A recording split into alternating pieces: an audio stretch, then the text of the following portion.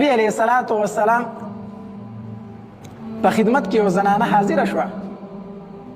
او نبی علیه الصلاة والسلام ته وفرمایل د الله پاکه پیغمبره زما په ګېډه باندې بچی دی خو د الله محبوبه دا د حرامو نه دی زما نه بدکاري شوې ده د الله محبوبه ما سنګسار کا نبی علیه الصلاة والسلام ورته وفرمایل خورکۍ څنګه رالی په خپله د خپل ګناه اقرار کوي څنګه په خپله د ځان سزا ته پیش کو هغه ورته فرمایي وایي د الله محبوبه د دنیا سزا مې خوښه ده د آخرت د سزا په مقابله کې د الله محبوبه ما په دنیا کې په ګټو وولی ما سنګسار کوي ما مړه کوي خو چې الله راته د آخرت عذاب رانکړي زه د آخرت د عذاب نه ډېره یېرېږم ځکه حدیث مبارک کې راځي د آخرت عذاب نبی علیه الصلاة والسلام فرمایي وایي په جهنم کې د ټولو نه کمزوری عذاب دا دی چې یو انسان به د اور په پیزار کې ولاړ وي د ده چپړې د ده څپلۍ د ده د خپو د لاندې به اور وي د ده پیزار به د اور وي او نبی علیه الصلاة والسلام فرمایي وایي د هغې اثر به دا وي چې د هغې د وجې نه به د دماغ خوند کېږي د ده دماغ به ویلې شي او د ده په خوله او په سمیمو باندې برابریږي دا د جهنم هغه کمزوری عذاب دی چې په اور ولاړ دومره شدت دومره سخوالی چې مازغه به د ده ویلې کېږي او په پوزه به یې رابهیږي او د جهنم سخت عذاب چې دی الله دې چې موږ ته پناه راکړي نبی الله تبارک وتعالی فرمایي لا یموت فیها ولا یحیا لا یموت فیها ولا یحیا نه به په جهنم کې مري او نه به ژوندی پاتې کېږي په جهنم کې به خو مري نه هلته مرګ نشته دی ځکه مرګ به په خپل مرګ باندې مړ شي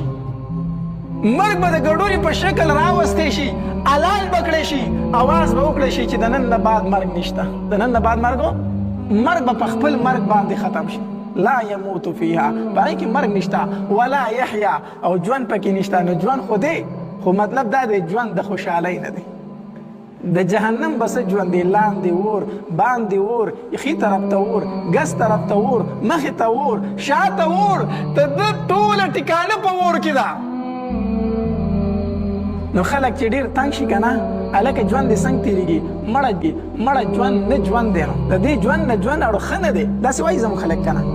معنه دا ده په جهنم ژوند دی خو په ژوند باندې حساب نه دی هغه ژوند د عذابونو دی هغه ژوند د سزاګانو دی لا یموت فیها ولا یحیا بعضې اوقاتو باندې به سړي باندې سختۍ زیاتې شي که نه سختۍ زیاتې شي نو دی وایي کاش چې مړ شوی نو دا خبره به خلاصه شي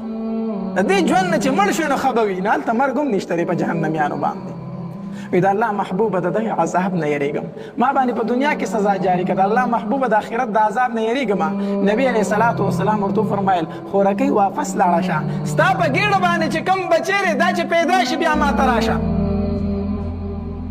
ځکه چې ته خو سزا مستحقه یې بدکاري دې کړې ده خو د دې بچي خو څه ګناه نشته دی که نه دا ښځه لاړه څه موده تېره شوله واپس دوباره د نبی علیه الصلاة والسلام په دربار کې حاضري وکړه د الله محبوبه زما بچی پیدا شوی دی د الله محبوبه زما په بدکارۍ باندې دا ښکاره دلیل دی دا ماشوم زما د بدکارۍ دلیل دی د الله محبوب ما نه بدکاري شوې ده په ما باندې سزا جاري کا نبی علیه الصلاة والسلام ورته بیا وفرمایل خورکۍ واپس لاړه شه تر هغې پورې مه راځه تر څو پورې چې د ده پوی موده نه وي پوره شوي تر څو چې دې بچي په خپله خوراک نه دی شروع کړی تر هغې پورې ماله مه راځه دی به ستا پی خوري دی ستا پیو ته محتاجه دی زنانه لاړه بچی ځان سره بووستو وخت تېرېدو په درېیم ځل باندې بیا د نبي علیه الصلاة والسلام دربار ته راله حدیث مبارک کې راځي ماشوم لی په لاس کې د ډوډۍ ټوک ورکړی و داسې ټوکړی وله ورکړې وه د روټۍ وړه ډوډۍ وله ورکړې وه او هغې ماشوم د هغې نه چکونه کوله خوړلې وي د الله محبوبه زما بچی د خوراک شوی دی اوس زما پویو ته احتیاج نه لري د الله محبوبه په ما باندې حد جاري کا ما ته په دنیا کې سزا راکړه د الله محبوبه د آخرت نه یېرېږم حدیث مبارک کې راځي نبی علیه السلام ته هغه ماشوم واغستو بل چا په تربیت کې ورکو او په هغې زنانه باندې سزا جاري شوله سنګسار کړی شو ګوره دا د الله نه هغه یره ده یره د الله نه یره ده دنیا کې ما ته سزا میلو شي د الله محبوبه خو چې په آخرت کې راته سزا میلو نشي دا د احساس دی دا چې کله د ګناه د انسان نه وکړې شي د ده په زړه کې ایمان وي د ده په زړه کې د الله نه یره وي دی وایي چې زه په دې دنیا کې د دې ګناه نه پاک کړی شوی